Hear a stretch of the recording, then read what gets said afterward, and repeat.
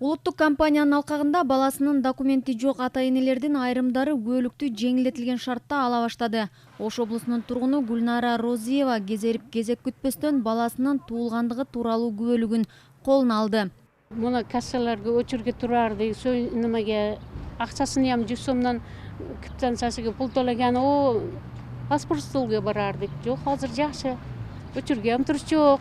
Киришimiz келди, жазып берипти. Омисларым ичиде бардык ичиде экен. Талап боюнча ата-эне баласы төрөт үйүнөн чыгып жатканда эле күбөлүгү менен кошо чыгышы керек. Бирок айрымдар баласы мектепке барганга чейин чыгынбайт.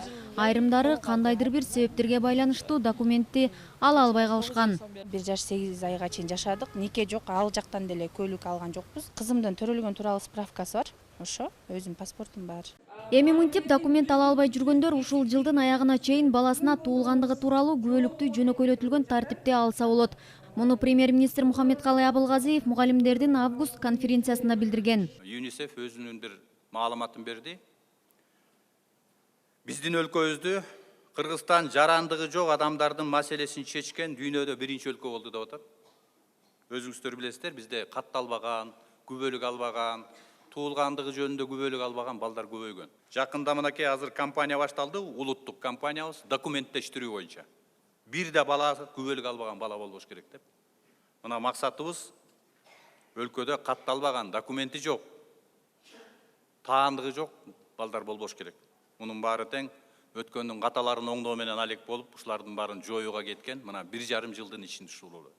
Өлкө боюнча 1200 баланын туулгандыгы тууралуу күбөлүгү жок. Өкмөттүн тапшырмасы менен мамлекеттик каттоо кызматы тийиштүү органдар менен биргеликте түзүлгөн тизменин негизинде документти даярдап, балдар жашаган аймактарга жөнөтөт. Ушул оор кырдаалда жашаган балдарды документтештирүү боюнча жоопкерчилиги чектелген ушул документтерди даярдоо Гознак деген мамлекеттик ишкана бар. Ошол ишкана менен келишим түзүлүп, 1500 даана туулгандыгы тууралуу күбөлүктү ошол бекер берүү иш-чаралары каралды.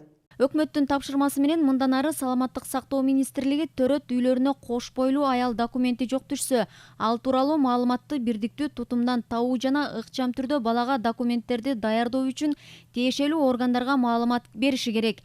Бурулай Пусурманкулова, Буруш Курманбекова, Ала Тоо 24.